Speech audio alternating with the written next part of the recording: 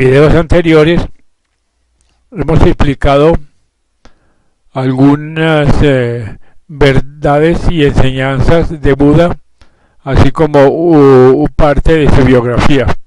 En este vamos a seguir comentando algunas enseñanzas que dio el Buda en la India. Y para el efecto, bueno, vamos a seguir rigiendo por un libro de la filósofa inglesa Anna Besant, llamado Los 7 grandes religiones. Como ya hemos dicho, la señora Besant fue presidenta durante más de 30 años de la Sociedad Teosófica, fundada por la también filósofa Elena Blavatsky, que es autora de ese maravilloso libro, La Doctrina Secreta, donde ella plantea las claves para decodificar los libros sagrados de todas las religiones, puesto que estos son simbólicos, están encriptados y sin dichas claves es imposible conocer su verdadero significado. Pero volviendo a nuestro propósito, veamos lo que dice la señora Besant sobre algunas de las enseñanzas budistas. Dice así: la opinión de Buda sobre la escasa valía de los llamados poderes taumatúrgicos nos la da en alguno de sus sutras al poner en labios del maestro que por la práctica de samadhi, prescindiendo de bodhi, esto es, por los siddhis, que son los poderes o facultades psíquicas, más bien que por el jnana, que son la sabiduría, adquieren los hombres la facultad de volar por el espacio y llegar a mayor grado de conocimiento sublime, pero por no alcanzar la sabiduría se hallan todavía sujetos a la rueda de la reencarnación. Y añade: gran controversia suscitó la aparente negación atribuida a la Iglesia del Sur de la persistencia del ego que pasa de una vida a otra. Algunos orientalistas, como el Dr. Rhys Davis, insisten en ello, y gran parte de la desconfianza popular india acerca del budismo dimana de suponer que las enseñanzas de Buda no admiten el ego. Sin embargo, son explícitas en este punto. Por ejemplo, así cuando le preguntaron acerca de los discípulos que habían muerto, le preguntaron: ¿en dónde has renacido y cuál es tu destino? Respondió: uno ha alcanzado la emancipación, otro se ha convertido en Sandagamin, y la primera vez que vuelva a la tierra tendrá triste fin. Otro no está ya sujeto a renacer en sufrimiento. Así que con esto afirmaba Buda claramente la persistencia de la individualidad. Según él, un discípulo puede decir de sí mismo: el infierno no existe, ni tampoco el renacimiento en animal o fantasma en algún lugar de desdicha. Estoy convertido, ya no puedo renacer en estado de sufrimiento y estoy seguro de mi salvación final.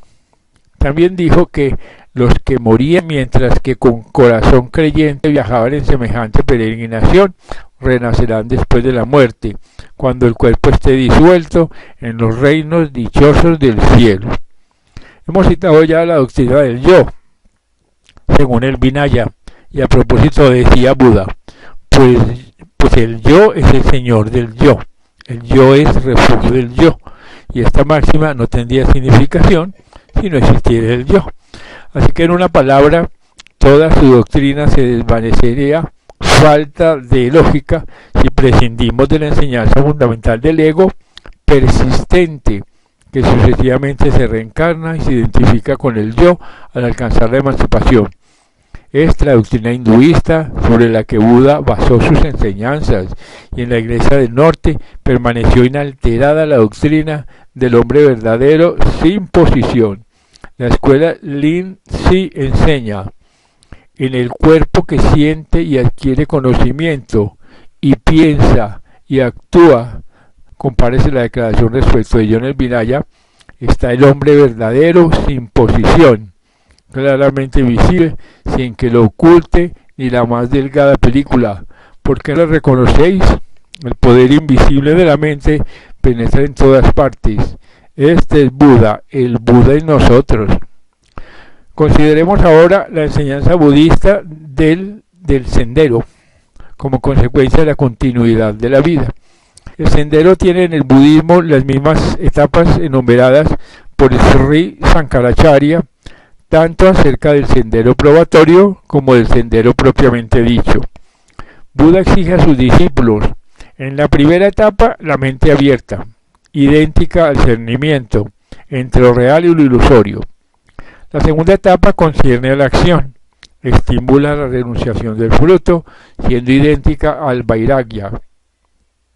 La tercera etapa son las 6 cualidades de la mente, las mismas de la doctrina hinduista. La cuarta, el vehemente deseo de liberación. La quinta, es decir, la etapa predisponente a la iniciación.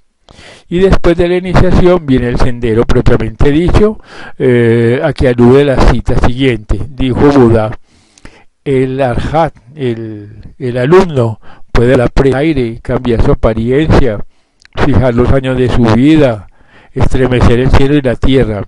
Los grados anteriores a este estado son el anagamín, que al término de su vida asciende en forma espiritual a los 19 cielos y completa su destino en uno de ellos convirtiéndose en arhat.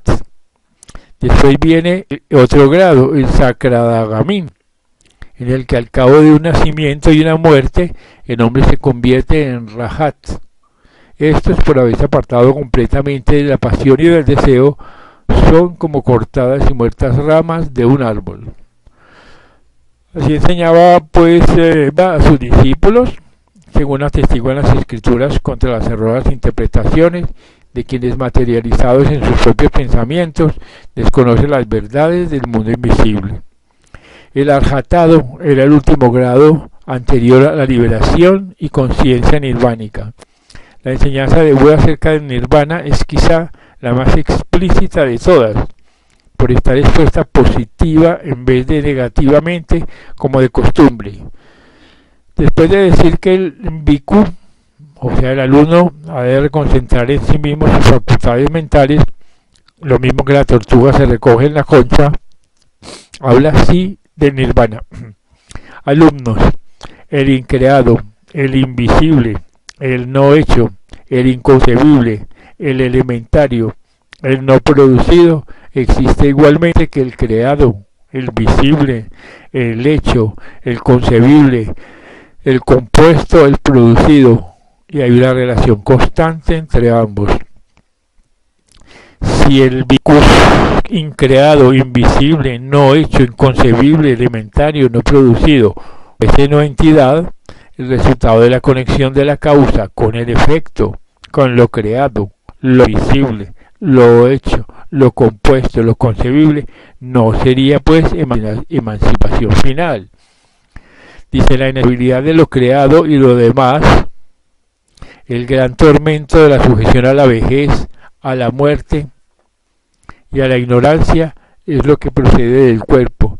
Todo ello perece, el no hallar goce en ello es el rasgo característico de la emancipación final. Entonces no habrá dudas ni escrúpulos, se agotará la fuente de sufrimientos y reinará la paz del Sankara. Este es el principal bienaventuranza de los que han llegado al final, la paz perfecta, insuperable, la destrucción de las cualidades características, la perfección de la pureza perfecta, el aniquilamiento de la muerte. Como decía Cristo, el único enemigo a vencer es la muerte. Así describe Buda el estado en que siempre se hallaba, ya en el cuerpo o fuera de él. Sin embargo, a quienes en vez de creer que el nirvana es la aniquilación de la muerte, creen que es el aniquilamiento de la vida. No conozco escritura alguna que tan claramente exponga el concepto del nirvana. Es existencia y no aniquilación. Es realidad, no ilusión. Es permanencia, no inestabilidad. Así que nirvana significa literalmente ida, es decir, la ida de las cosas inestables que desaparecen cuando el hombre alcanza la emancipación final. Durante 45 años anduvo enseñando el señor Buda por la India del Norte, hasta que concluida la obra, llegó el momento de desprenderse de su cuerpo. Hay una extraña historia acerca de su desencarnación. bastante significativa en los antiguos tiempos, pero que actualmente la toman en sentido literal los que acostumbran a comer carne de cerdo. Cuéntase que un herrero llamado Chunda, poco después de haber anunciado Buda su próxima partida, le presentó la comida, compuesta de carne seca de cerdo, arroz y pasteles. El Señor ordenó a Chunda que le sirviese solamente la carne de cerdo, dejando el arroz y los pasteles para los discípulos, con encargo de enterrar después las sobras de la carne del cerdo. El motivo de ello nos lo explica el mismo Buda cuando dice al herrero que le había servido la comida: no veo a nadie, oh Chunda, en la tierra ni en el cielo de Mara, ni en el cielo de Brahma, nadie entre las semanas y brahmanes, entre los dioses y los hombres, que pueda asimilarse este alimento una vez comido, excepto el Tathagata, el más iluminado. Seguramente que estas palabras bastan para demostrar que la carne de cerdo no era manjar alguno de los que se pueden digerir sin dificultad. Después de comer predicó, y a poco se sintió enfermo y con grandes dolores, que sufrió tranquilamente y luego, reponiéndose, prosiguió su camino. Aquel mismo día notaron los discípulos que su piel brillaba con vivo resplandor, y dijo a Ananda que era señal de que partía aquella noche, y echóse en el lecho, descansó un rato, y luego se levantó y fue a la avenida de Sala de las Mayas, y se recostó entre dos árboles gemelos, con la cabeza hacia el norte. Los árboles le cubrieron con su follaje y cayeron flores del cielo, y se oyó celeste música en homenaje del moribundo señor, quien dirigiéndose a Ananda le dijo que si bien merecía tal homenaje, era sin embargo más valioso el homenaje que le tributaba el hombre puro y noble que obedecía a su ley. Los devas se reunieron y multitud de gentes acudieron a rendirle el último homenaje.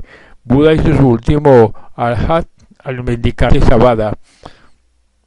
500 discípulos le rodeaban en los últimos momentos y les habló de esta manera: mirad ahora, hermanos, os lo ruego, la decadencia es inevitable en toda cosa compuesta. Sed diligentes en vuestra salvación. Luego permaneció silencioso, se sumergió en meditación profunda y no volvió en sí. Dispusieron su cuerpo para la cremación con la pompa de vida y un rey de reyes, colocándolos sobre una pila de maderas aromáticas. No quedó ceniza, pero sí los huesos, que como sagradas reliquias se distribuyeron en 8 porciones, cada una de las cuales se guardó bajo un tupa, poniendo otra tupa sobre la urna cineraria y otro sobre las brasas de la pila. Hacia el más noble vida terrena que recuerde nuestra humanidad, la del primero que en este globo alcanzó el estado de Buda. Cruzar las manos y posternados reverentemente. Difícil, muy difícil es hallar un Buda en ciertas edades. No tenemos tiempo de seguir el desenvolvimiento del budismo en sus diferentes escuelas de filosofía, la aparición de los nobles instructores educados en ellas, la materialización de la fe entre gentes menos evolucionadas y de inclinaciones poco metafísicas, y el mantenimiento de su pureza original en las escuelas esotéricas. Basten los dichos de Buda para corroborar la identidad de enseñanzas del hinduismo y el budismo y justificar la concordia entre dos creencias propias del pueblo y glorias de la raza india. La doctrina de Buda, pues, del poderoso, del iluminado, del primero que nuestra humanidad llegó a la plenitud de la sabiduría, es la restauración de la primitiva doctrina. Demasiados odios separan al hinduismo y el budismo. Sospechas, dudas y antagónicos han abierto un abismo entre las dos poderosas religiones, sin que los hombres traten de salvarlo ni de un lado ni de otro. Sin embargo, los maestros de ambas religiones pertenecen a la misma fraternidad. Los discípulos de ambas se encaminan hacia la misma fraternidad. No hay diferencia alguna entre el maestro hinduista y el maestro budista, pues uno y otro enseñan las mismas verdades esenciales y recorrieron el sendero común de las dos religiones.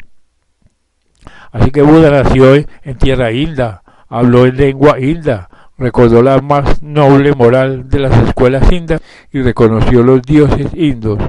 Porque pues ha de negar el pueblo indo el título de maestro, aun cuando inconsecuentemente la reverencien como avatara, muchos indios ortodoxos, porque prevalecer la enemistad contra la fraternidad, la sospecha y el odio contra la paz, porque excluís de vuestra simpatía y negáis vuestra reverencia y vuestro amor a la poderosa religión que domina tantos millones de mentes, a la noble filosofía que educa tantos millones de inteligencias y al hombre cuya vida superó en perfección a la de los hombres más evolucionados de nuestra raza.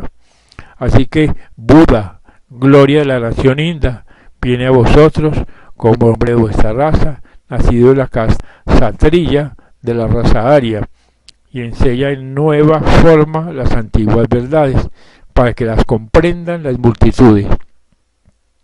Así que Buda es nuestro y del mundo entero, es el maestro mayor, la más pura y preciosa flor humana que abrió en tierra india. Hablaba en lengua india y amaba al pueblo indo. Enseñaba a las gentes, trabajaba por ellas, las sanaba, las instruía, y su rebosante compasión inundaba los mundos. Así que agrega, debemos pues reverenciar al bendito, al Señor, al Maestro. Si le reconocemos como Maestro entre los dioses, bien podemos rendirle homenaje como Maestro entre los hombres. El hinduismo y el budismo deben unirse en cordial abrazo, como madre e hijo, que borrando viejas enemistades echan en olvido al abrazarse la historia de su larga separación. Solo volvería a ser uno el lugar indo. El mismo cobijaría a la madre y la hija, e influyendo en el mundo occidental con una misma lengua, ayudaría a la redención de la humanidad en que nació y por la cual vivió Buda. Repitamos todas las palabras con que termina el relato de la partida, inclinados con las manos cruzadas, que difícil, muy difícil, es hallar un Buda en ciertos de edades. Así pues, este es un breve recuento de la biografía y de las enseñanzas del budismo y fuera en la India y fuera de la India.